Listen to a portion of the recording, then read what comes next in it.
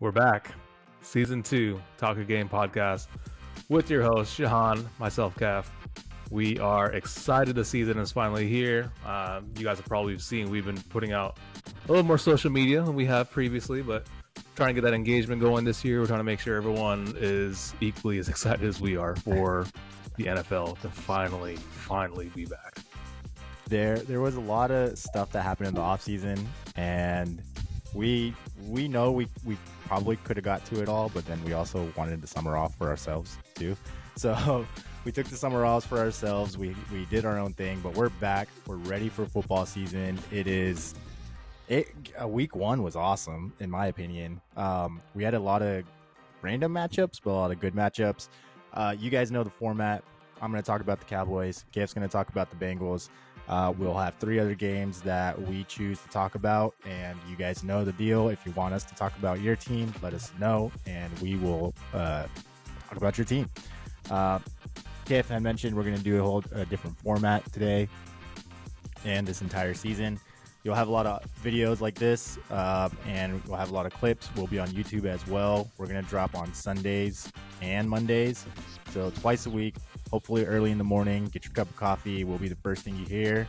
We won't take too much of your time. We won't go on for hours. We'll keep it short and sweet, where it's just 2 dudes. Sometimes we'll have a hookah, but 2 dudes just talking football, and that's what it is. Yep, that's the game plan. We're going to do quick little 30-minute episodes. Like Shahan said, we're trying to get you out first thing in the morning.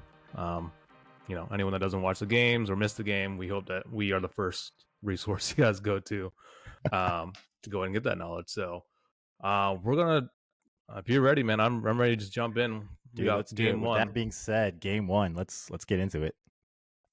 Yeah, let's see. First game. First game that we have, we kind of have to. It almost makes sense. We gotta start off with the first game of the season, right? Your reigning Super Bowl champions, the Kansas City Chiefs, against the up and coming and the team that I supported a lot last season, the Detroit Lions. Detroit playing the spoiler in the Super Bowl celebration, winning a game that was, it was great for the Lions and really horrible for the Chiefs. But nonetheless, we got a great game, 21-20 to the Lions. It's a game where the Chiefs literally played probably as worse as we've seen them in a long time, and they were hindered, right? No Travis Kelce. No Kelce, a day no or two Chris before Jones. injured his knee. Luckily not. They had scans on him, nothing significant.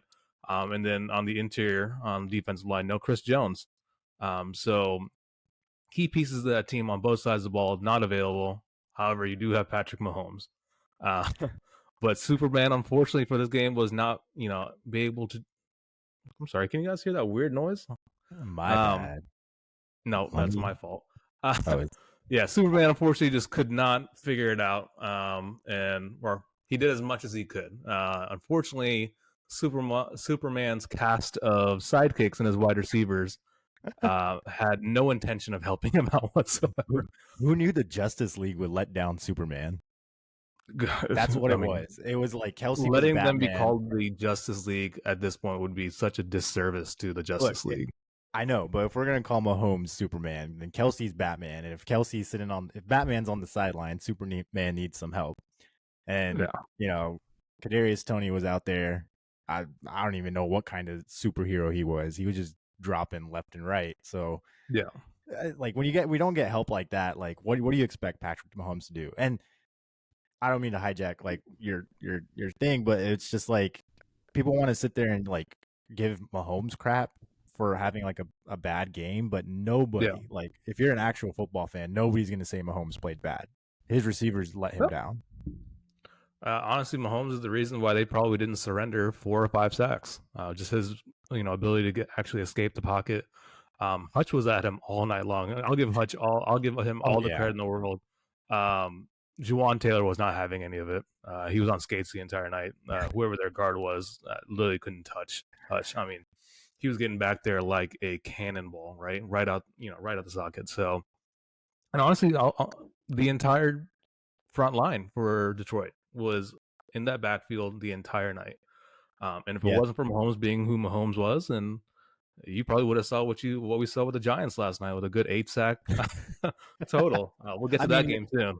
yeah, we'll get to that, but you're not wrong. Hutch had 3 quarterback hits, and he was getting there. He looked quick. He was doing spin moves. He had great bend off the D line. Like he looked really good. I wouldn't be surprised if we hear Aiden Hutchinson's name in the next like year or two as a top sack leader. Potential DPOY candidate because he's coming out. He's coming for the house, and he has some bite to him.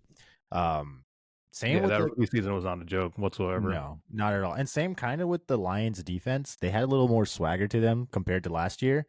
Obviously, we know they signed a whole bunch of players, Cam Sutton, uh, CJ Gardner Johnson, and unfortunately, who was the other corner? Emmanuel Mosley.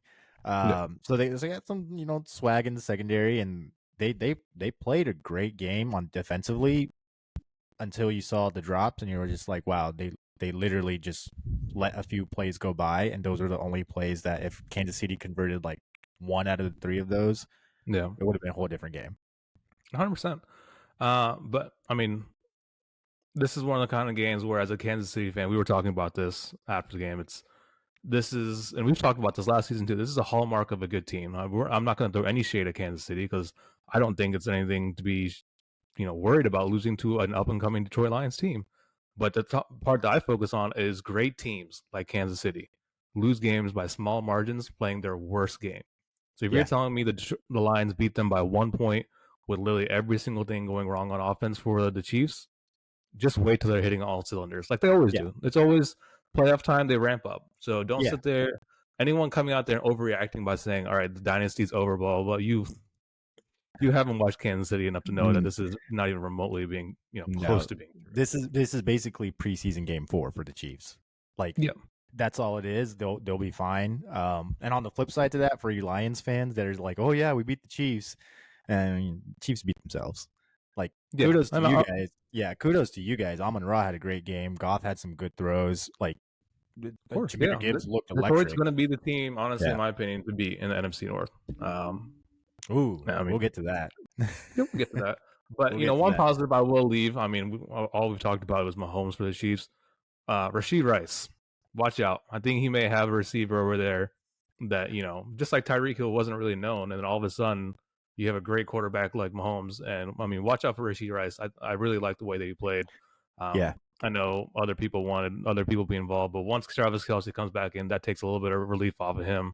Look Yeah. for him to be a solid slot option. Yeah, Rashi Rice from SMU. I was a big fan. I had told you that during draft combine and all that stuff. I even told some of our friends in the group chat. I was like, "Yo, Rashi Rice is a solid pick for the Chiefs. He's going to be Yeah, everything Mahomes wants, but at wide receiver. Like he's a possession guy. He can go over the top. He has a lot of skill sets. Just confidence. And once he gets that confidence going, he'll be in the rotation. I don't think the Chiefs fans have to worry about anything. I don't think we're worrying about anything. So we're too gonna early. yeah, we're gonna keep moving along um, to a game I selected as I watched this game with the Bears fan, and I had high hopes on Field of Dreams, but it turned into Field of Screams Yeah. because it was Justin Fields just running for his life every time he dropped back. If you didn't catch the game, it was Bears versus Packers, America's quote unquote game of the week. Hmm. Green Bay beat Chicago 38-20. It wasn't even that close. Uh, Justin Field, or let me flip it to the quarterback that won. Jordan Love went 15-27 for 245 yards and 3 touchdowns. Very efficient. Uh, Aaron Jones didn't rush for over 50 yards. He had 41 with 1 touchdown. So the Packers, they won defensively. And on the flip side, if anyone watched that game, Justin Fields probably had like a second and a half to 2 seconds to throw the ball. I Yeah. I, I don't understand what the Bears were doing on offense because Fields finished 24 of 37, 216 yards, 1 touchdown, 1 interception with 59 yards rushing. Um, Yeah. I I can go on different rants for the Bears, but I'm just gonna give kudos to the Packers, and so I'll let you take care of the Bears. They get me too heated. I was cursing everything out with Chicago Bears, but I'll let you finish the Bears, and I'll take care of the Packers. The thing with the Bears, this may be the theme of today's podcast is overreactions and overhyping. I'll leave it Okay. to that. Okay. Going into this game, I couldn't tell you the countless amount of people that was sat there and like, dude, Justin Fields, the Bears are gonna be amazing, blah blah blah. And I'm sitting there, I'm like, all right, I know everyone likes Justin Fields for the fantasy value, right? We don't get into fantasy too much in this podcast, but I think No. that's where the misconceptions come of we have this amazing guy, and trust me, Justin Fields is an Ohio State quarterback. There's natural love there for him, right? But Yeah. I also know when it comes to him, like, yeah, fantasy wise, he's great. But I'm sure Bears fans could give two shits about fantasy. They just want their team to win. Yeah, Um, absolutely. and unfortunately, when your offensive line isn't upgraded, no matter how good Justin Fields is, if you're not giving him more than a second and a half to at least settle himself, right? Even before he has to sit there and, you know, we all know he'll take off if needed, right? But you shouldn't want your quarterback to take off all the time. That shouldn't be the main goal of your quarterback. He No, should not at be, all. you and I, we love pocket passers. We love the surgeons, right? But I respect people like Field, and Lamar, right? That are able to do that dual factor. But in this case, like I think the Bears, for some odd reason, were overhyped coming into the season by a lot of people. And I think this game against the Packers, and this is game one, right? This could be an overreaction on my part. I'll admit that. I think what we're seeing out of the Bears is another sub 500 season. I just Yeah. don't think they have the weapons there. I mean, if you're looking, dude, their receivers, like who had the most receptions this game? Cole Kmet, Uh, right? Cole Backup Kmet. was Yeah. Darnell Mooney. Like they don't have anyone. They don't have a wide receiver out there. You sit there and go, ooh, that guy's going to be good for that. That's going to be your cover guy, right? That's the guy that's going to bail you out when needed. Well, they made Um, the splash trade for DJ Moore. They traded first round picks and got DJ Moore. yeah, We all saw the pictures of DJ Moore with the meme and helmet over his head, like, "Oh, this is nothing different than Carolina." yeah, My gripe with the Bears isn't Fields. Like, I can get people want to blame Fields and all that, but if you actually watch the game, his OC and head coach is they're not putting him in a great situation at all. yeah, When you see some of those play calls, you're just like, what? Why are we doing all these like motions and fakes and all that for a simple like 5 yard pass? By the time the yeah, play develops, Fields is already under pressure. So you need to adjust with your line and say, hey, maybe we just throw him in shotgun, give him a little space, and just do slants and ends and digs and stuff like that that are quick, so he yeah. can get the ball out quicker. If your line can't defend, it was honestly infuriating watching that. And then I know people are going to just go and sit there and blame Fields, which he does have some blame to take, but your head coach and your offensive coordinator, in my opinion, were just not helping you out at all. I agree. Yeah, it's just not a great situation for him to be in, and that showed. It's never easy. I mean, losing No, divisional games sucks in itself, but no. I think if anything, I'm not saying the Bears are going to be horrible, but I think there was a reality check that was given that game. Losing 38-20 to a divisional rival, it's not easy to swallow, but like you said, put Fields in a position where he can be successful, right? Take Yeah. advantage of the things he does well on, right? And just because he doesn't do well on a one or two play doesn't mean you give up on it. Uh, you Well, got to and figure don't it out.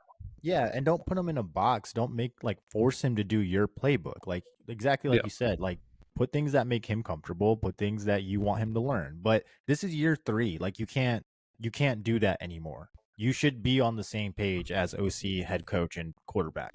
If yeah. you're not, a lot of people want to blame the quarterback. Personally, in me in this situation, I'm looking at the head coach and OC.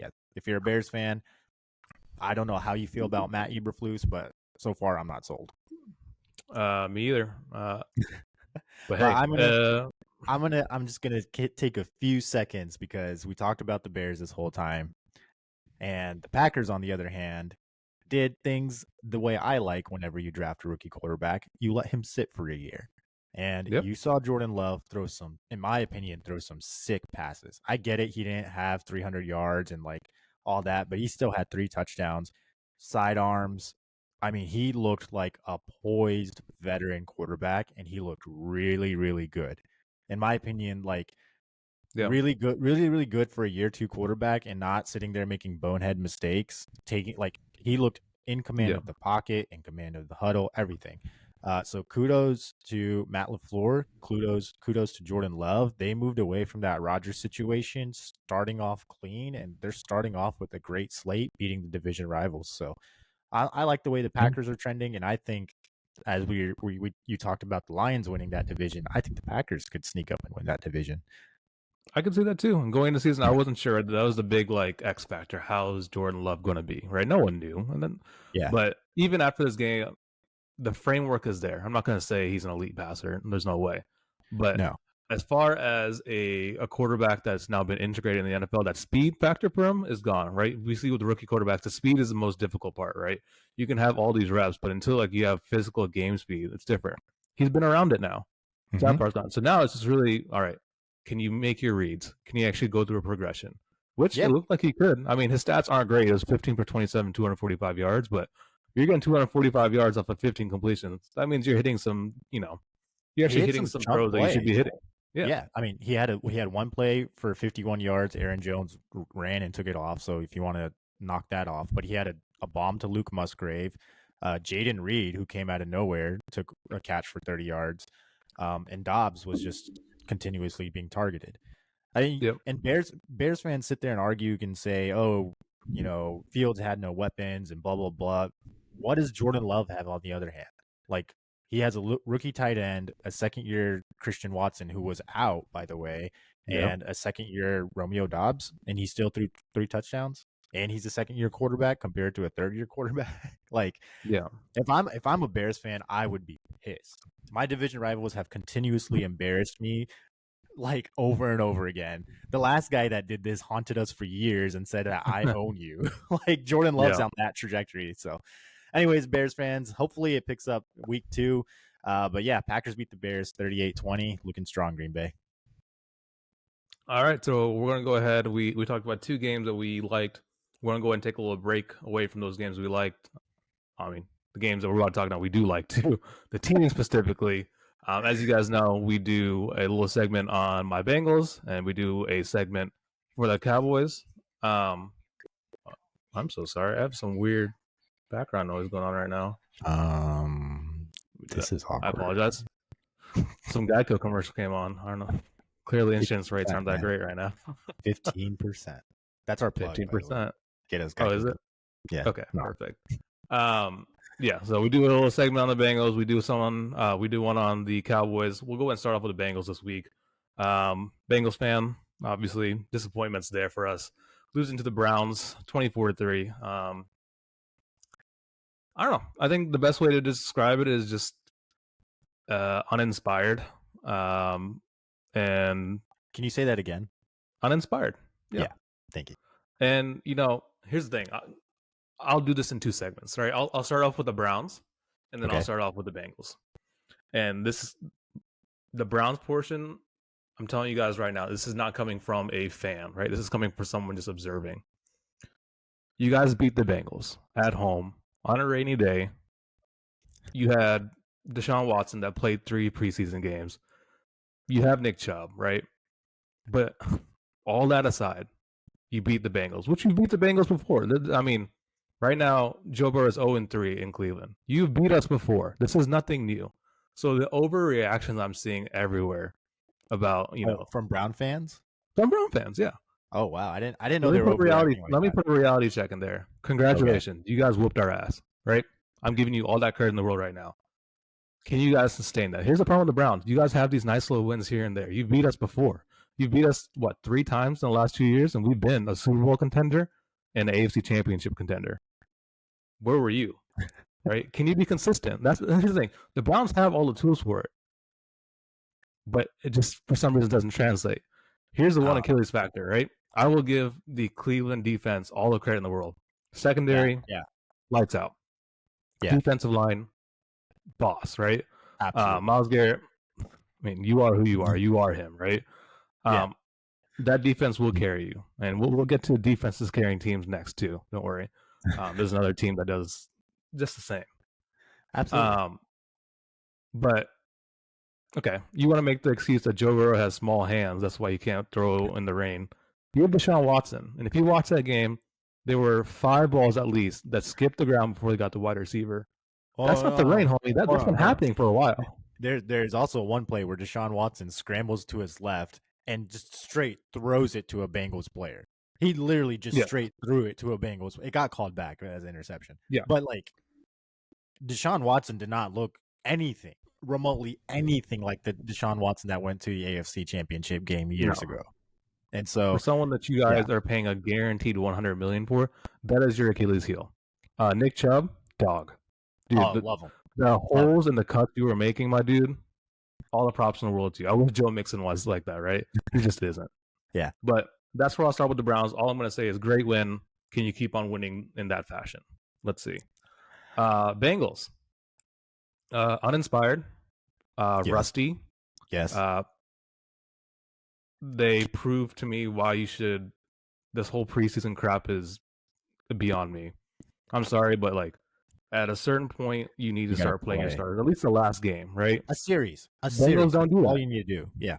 Yeah, Bengals don't do that, and that rush showed very quickly. I'll give Joe Burrow at least a little bit of leeway because you were injured, right? I can't blame you for being injured and not playing.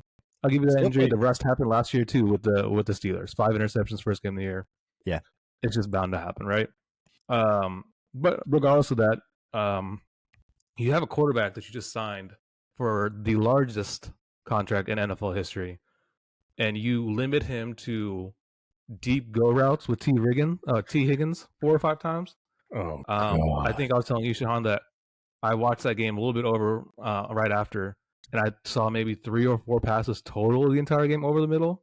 And you have T. Higgins, you have Jamar Chase, you have Yoshi, you have Tyler Boyd. I know we don't have a proven tight end right now with Irv Smith, but you're telling me one of those 4 guys can't go over the middle, can't cross? Come on now. And Joe Mixon, I'm sorry, dude. Like, you're an average running back. Like, there are games where you'll go off, but like here's the thing: when you play Nick Chubb and you see how great he is, and then you see how not great Joe Mixon is, that puts reality into us, right? It's like we want to sit there and say Joe Mixon's a great running back for us, but he's not a game changer. Joe Burrow's a game changer. Joe Burrow is. Maybe you take a little bit of pressure off him by having a better running game for games just like this. Games that are wet, games that are just dirty, games that are just not going to be, suitable for passing the ball. If you at least have a decent running game, you can go into the play action. You can actually do something that helps you out. But in this case, it didn't happen. Offensive line looked a little bit better. I mean, we gave up 2 sacks compared to 8 normally, so that's where I'm going to leave it. Uninspired. In no which way do I say this is indicative of how the season's going to go. I think that's an overreaction by anyone that's watching. There's a lot of overreactions on people saying, "Oh wow, Joe Burrow just got this crazy contract and this is what he delivered." If you're going to judge someone on one game compared to their entire resume that led up to that contract, I don't want to have a conversation with you. But I'll give my 2 cents. It is what it is. It's always tough losing to a divisional rival. I'll let you. I'll give my 2 cents on both the Bengals and the Browns real quick. For the Browns, this is a feel-out season. So whatever Browns fans are out there tooting their horn saying, "Oh, we beat the Bengals, screw Joe Burrow." No, this is a feel-out season. You have a sick defense. We talked about Myles Garrett. I'm going to highlight some guys that I really like on your defense. Jeremiah Usu-Kamara. Love that guy. He's a sick linebacker, in my opinion. Mm-hmm. Obviously, Grant Delpit, the safety, really good.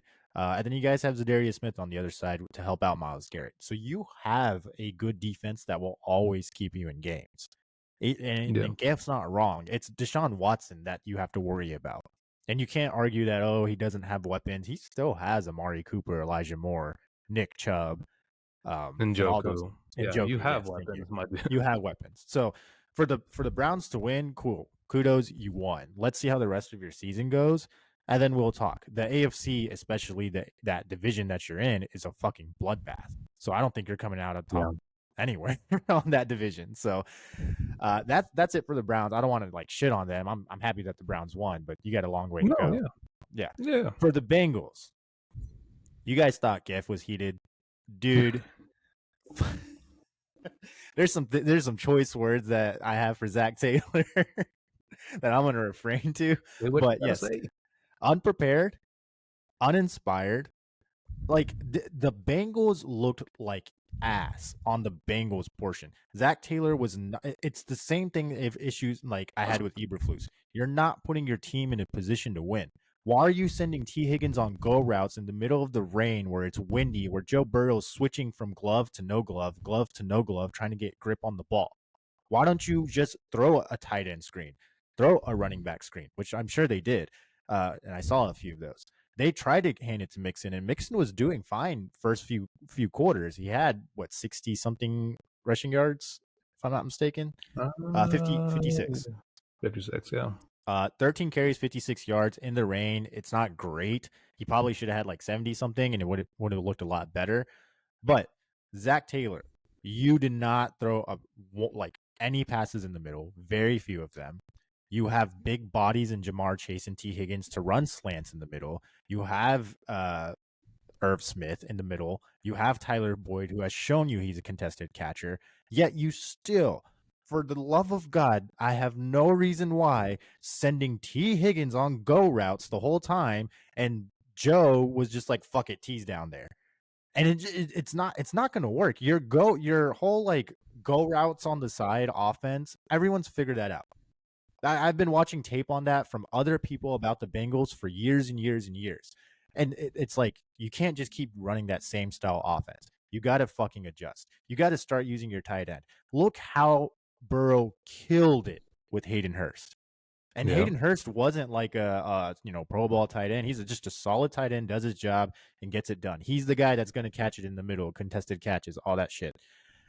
It was just frustrating that a quarterback could have audibled out, but he's trusting his head coach to go with the game plan, and the game plan just shot back in front of the quarterback's face. Everything about that Bengals game was unprepared, unorganized, horrible coached, and that's what I have it for. Yeah, and like I said, for me, as a fan, it's disappointing, but I'm also smart enough to know that it's an overreaction to assume that this is what it's going to be like. The Bengals will eventually figure it out. Joe Burrow will eventually figure it out. You're right in the sense that people have figured out that go route, and guess what? It'll work some of the time, right? You have Jamar Chase and T Higgins; they will Yeah, go, just not in the rain, not when the rain's like no, like sideways into their visor, yeah, dude. Like, come it's on, like 15, what? 20 mile per hour wind. You can't see Yeah. shit, and you're having them. It was just frustrating. I agree. I think the Bengals will be fine. They'll figure it out. Yeah, Hopefully, no they'll be injuries. fine. The Yeah, defense looked great. Going into the fourth quarter, they only gave up 13 points. I don't even count the last 11 as, I mean, yeah, at that point, we're going for it on fourth and 15, like on our own 40. So the defense was actually surprisingly played really well, even though they gave up a bunch to Nick Chubb.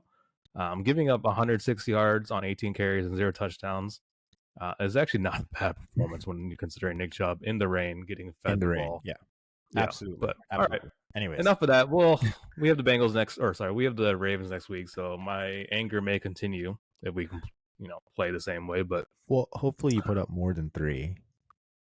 well, this offense, yeah, that Yeah, should be almost. I mean, that should be literally like the default number that we just walk out with. yeah. Well, Should be the starting number. speaking of more than three, there's a team that couldn't do that this week. Moving on to the fourth game. I'll let you take over. All right, Cowboys fans, I'm back. Go ahead, come at me, talk your shit, because I'm still gonna talk back to you, and I'm a Cowboys fan. So let's do this.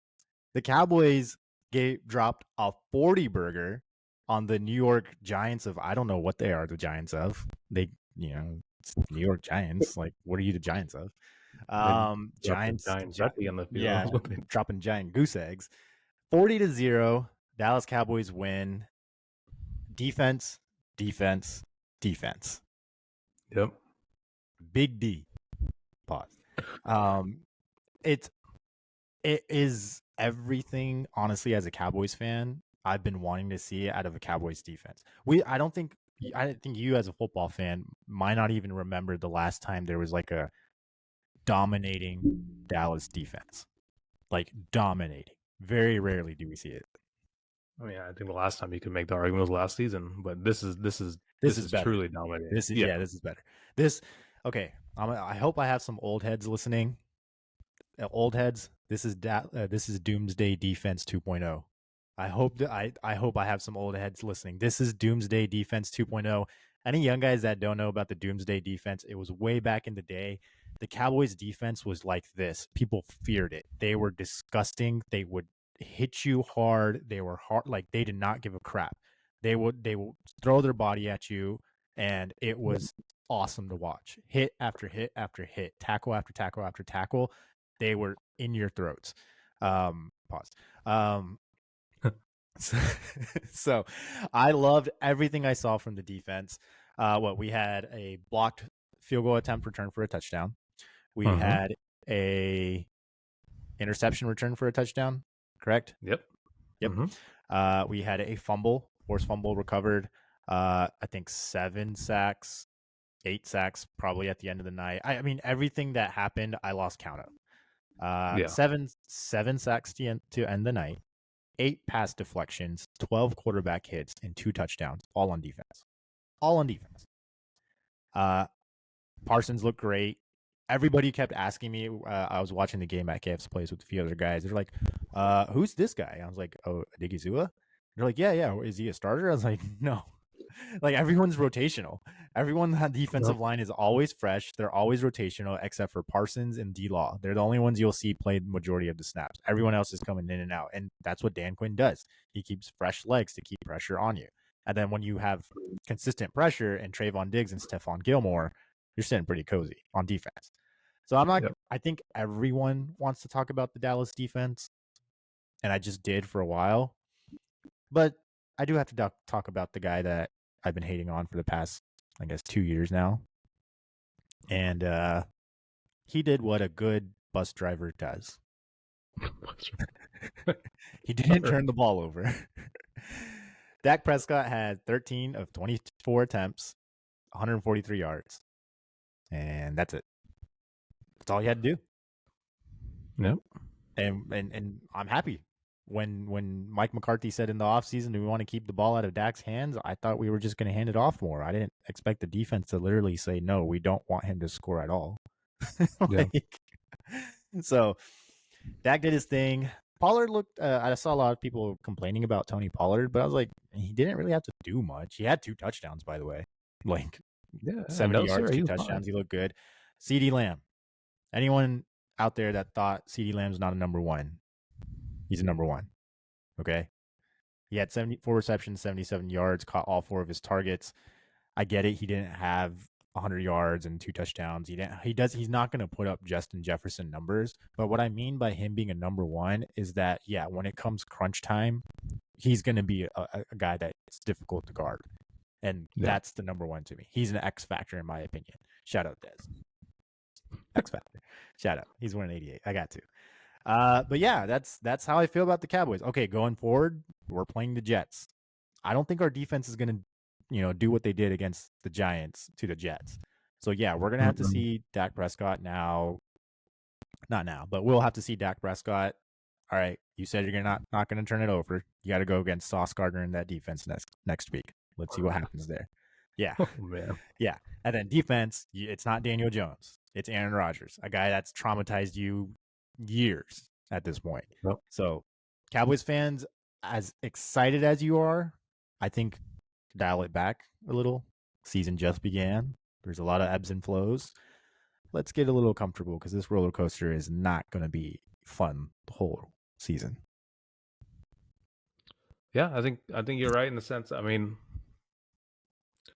40-0. That is cause to be excited. I'm not going to take that away from any Cowboy. Okay. 40-0 is just what's for lack of a better word, a straight butt whooping. I could use another word, but I don't know if kids listen to this or not. Maybe one day. Yeah, 40-0. Okay. From a Giants perspective, we talked about this with our friends. Like, is this just a game where you take the tape, throw it away? It's not worth looking. I think I said, I was like, it's a game where Brian Dable will go in the locker room and say that we're going to throw this tape away and never look at it again. But you and I both know he's going to pull Danny down to the side on the side, like, look, everyone else is going to throw it away, but you got some homework this weekend, homie. Yeah, absolutely. Yeah, I mean, there's not much to say for the Giants. I mean, for the Cowboys, great win, great start of the season. What's going to be great is next week I think for me, I'm more excited about next week. It's going to be a great early test. Yeah. You'll know exactly where you stand as a defense. You'll know exactly where you stand as an offense, right? Going Mm-hmm. up against Sauce Gardner is no joke. Monday No. Night Football is here in the next 20 minutes. We're about to watch him do his thing, and we'll know pretty quickly how difficult it may be for CeeDee Lamb next week. Yeah. For the Giants, all I can really say is it was it's just one of those games where everything went wrong. Every single thing went wrong. But here's the thing: it's not one of those things. I know. I think Chris Collinsworth was just saying like everyone has these games, blah blah blah. 40-0, first game of the season at home, where literally nothing went wrong. That's more than that's just a bad game for us. There's some serious issues going on over there. When you I realistically think that offensive line they have to figure it out. Oh yeah, I understand you're going up against the Dallas defense. That is no joke. But dude. 7 sacks, and honestly, it could have been a lot more. 12 hits to the QB, and yeah, it could Yeah, have been a lot that's not more. something that you can just sit there and say we just had a bad game. I mean, as a Bengals fan, I perfectly know what a bad offensive line looks like.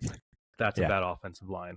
Um, I don't know. You signed Daniel Jones to a massive contract.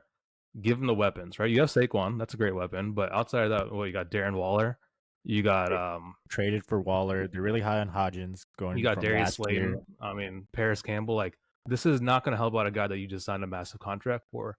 Help him out defensively. I'm not going to say they actually had a horrible game defense wise. It's just when your offense puts you in such horrible positions throughout the entire game, what can you do? You're exhausted. Yeah. Like, Yeah, I mean, again, Cowboys didn't have to do much on offense, but it's not like they had big plays on offense to like gash that Giants yeah, defense. That's why I'm telling Cowboys fans, turn back the dial. Like, we got to put up points on offense first. I'll finish real quick with the Giants. I kind of echo what Gaff said. Like, you take Daniel Jones to the side and you tell everybody else to throw that tape away. There is no positive to pull out of that tape. There is no positive. Like no, offensively, defensively, special teams, nothing.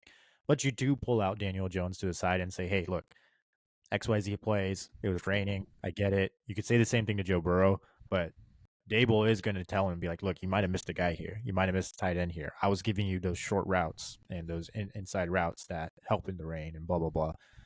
But week one, yeah. we say it all the time: scratch it off, move on to the next Yeah. game, and we'll be good. So, One thing uh, Dable, I'm sorry, I'll just end here with one last yeah, thing with Dable.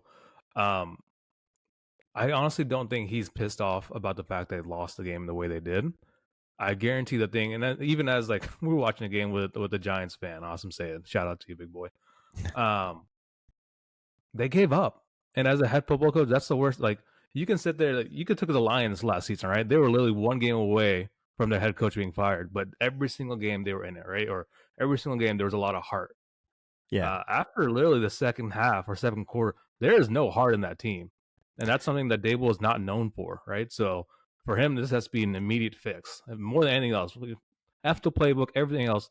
If you have your guys giving up after 2 quarters down to a division rival at home, you yeah. got to fix that culture. You got some problems, and Yep, that's this is where we find out. You're coach of the year last year. You gotta one up it now. So I think Dable exactly. will be fine. I think the Giants they'll be okay. But we'll see. They got a tough road ahead, and so they got to keep it Yeah, going. We'll end this episode with, I guess you could say, our game of the week, or the game that we both yeah, unanimously chose was the best game this past Sunday. yep, And I don't think anyone's actually going to disagree with us. The Miami Dolphins went to LA and beat the Los Angeles Chargers 36-34, and honestly a super awesome game.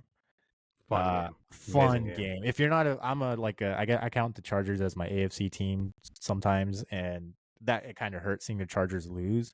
But as a football fan, watching that game, it was like, yo, that got me hyped. I was like, yeah, the football's freaking back, baby. Like this was a Yeah, great game. Tua Tagovailoa finished 28-45 with 466 yards, 3 touchdowns, and 1 interception. All the Tua haters, you can shut your mouth for this week because you have no shit to talk. Justin Herbert haters, you I can do. kind of, Okay, yeah. we'll get there. Well, there's a lot more people that talk shit about Tua than give him praise. So, Okay, yeah, I see where you're yeah. going. Okay, that's fine. Justin Herbert finished with 228 yards and a touchdown. They ran the ball a lot, so Herbert didn't throw too much. But I mean, Eckler had 117 yards and a touchdown rushing, 16 carries. Josh Kelly had 16 carries with 91 yards. They ran the ball effectively. Mm-hmm. I I don't know why this episode I just hate coaches because Brandon Staley pissed me off again. I bet he did. Yeah, I bet he because did. I get you can't stop Tyreek. And I get it because Tyreek had 11 receptions for 215 yards and 2 touchdowns. I understand that. But your defense can't be that bad with those names on defense. You cannot. I just don't understand. You cannot be that bad. Yep. You have Khalil Mack, Joey Bosa. You signed Eric Kendricks, I believe. Um, you have J.C. Jackson, Asante Samuel Jr., Derwin Derwin James. James. Yeah. Like, how are you this bad? How are you not getting pressure? How are you not getting like pass deflections or interceptions and all of these things? Like, or sorry, Eric Kendricks, not Lance Kendricks. But like, I just don't get it. I don't get how this defense is this bad and the offense is always just like slugging along and trying to drag themselves down the field to get points. And then they put up points and then right back at it, the defense lets them score. Yeah. On paper, it makes no sense looking at those names.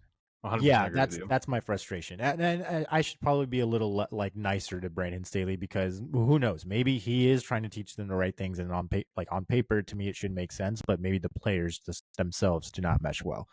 Yeah. But I'm gonna give kudos to the Dolphins. I like Mike McDaniel's. I like what he's doing in Miami. He took Tua, a guy that a lot of people didn't believe in the draft, and he put some weapons around him. And you can argue that Tua's only good because he has good wide receivers, or you can argue that Tua is good in general. Regardless, the dude's throwing for 400 yards and he's winning games, and he's making play after play after play. So Yeah. I'm really happy for the Dolphins. I'm gonna take my anger and frustration and use that energy and give the Dolphins kudos. I really like the team. There's a lot of good players on there. Dolphins fans, just know you have a Dallas guy that loves Javon Holland, and I will always root for Javon Holland. That guy's a tank. I love him. So that's that. I'm done with this game. Not in general, but yeah. No, you're fine. What I liked about the Chargers, I love the fact that they're a very well balanced team offensively. When you have Herbert and you also have Austin Eckler and Joshua Kelly, and they're being able to split, effectively what they had 40 rushes, and they had 33 throws. So it's like they're a very well balanced team, but they're effective at doing it, right? Yeah. Um, and this game, honestly, just a couple of I don't even know what you want to call it. Just a couple of bad plays of the Chargers from them actually winning. Right? They definitely could have. This is easily a game they could have won, but they also showed this is easily a game they lost, based on stupid mistakes, based on just not shutting down. I know everyone hypothetically always says, just shut down Tyreek. There has to be a way to do it. There is a way to do it. Is it always effective? No. But No. from watching that game, I don't think they actually made those adjustments after half. Um, I mean that's a hallmark of a good team, right? You have a defensive coordinator or a head coach. I'll throw in the head coach. I agree with you. He sucks. You got to sit there and say, look, dude, this guy is burning us. So I will Yeah. take the risk of Jalen Waddle getting open. I don't give a shit. But this guy's going off for 200 something yards. 11 receptions should not happen. The last touchdown he had, I mean, great catch by him. And But great at that point, throw. like you're putting one Tua. on one on a fade route. Yeah. Um, come on. At that point, that part's frustrating. I'll go back to the Tua thing. Yeah. I think a lot of people forget if it wasn't for that concussion, everything he went through us, and he was having he's having the same exact season that he's having right now. Yeah. He started off hot last year. Um, so he's going to continue to be hot, right? As long as he stays healthy. I think that's always been the biggest issue of his entire career, going back to college, is can he stay healthy? Can Yeah. he, can he stick around? But also after rewatching that game, I mean, first drive fumble by Tua. The turnovers is another big issue for him. I think it was the next drive or the one after that. He was just a Chargers bad defensive play from not catching an interception away from another interception. I remember that. So early on, this game could have gotten out of hand if the Chargers, were able to take advantage of that. And I think that's what happens with Tua is if you can rattle him early, it's going to be a long game for him. But if you let him find his rhythm, he's proven over and over again he'll take over a game. Yep. But that's where his inexperience or maybe his lack of just being a true pocket passer comes into play. Yeah. Is rattle him early. Don't let Tyreek go off early too, because once he starts feeling himself too, there's Superman right there. Apparently, he doesn't want to be called cheetah anymore. He wants to be called a lion. Ooh. I'm sorry. I He got said a that. lion. I got a lion on my team in Micah, so I don't know if I can call him that. So But honestly, I think we were treated to a great game. And honestly, this is watching this game. Like in the back of my head, I'm like, this is the perfect example of why the AFC is so difficult. You have oh two amazing quarterbacks, yeah, two amazing teams that are well balanced. Defensively, you can make the argument they didn't play that well. I'll give the Dolphins major props blitzing on third and fourth down to end the game when you've been pretty much torched the entire game. Good for you. You got home. But if this is what we are expecting from the AFC playoff time, and we're getting this game one of the year, yeah. the It, AFC it, is going to be really fun to watch again. it it's so fun to watch. Uh, but yeah, I mean, we could go on and on about all these games, guys, but we don't want to take too much of your time. We're already over on our end. But we'll let it slide. First episode. But That's fine. this was week one. Yeah, this was week one. There's so much more we can talk about, and who knows? Maybe we will on tomorrow's episode. Stay tuned for tomorrow's. We'll talk about Monday night. We'll do our power rankings, predictions for the upcoming games, some news if there's anything out there, which we know there is, especially with the Ravens side, unfortunately, and some other teams there. So keep us locked in. We'll be here all season long. We're gonna talk games, and like I said, if you want us to talk about your team, we'll gladly talk about it. You just let us know. Drop a comment on any of our posts or shoot us a DM at Talk Your Game Podcast. This has been the Talk Your Game Podcast. I'm Shahan. That's Gaff. We'll see you guys later. All right. I hit stop. Is this still recording?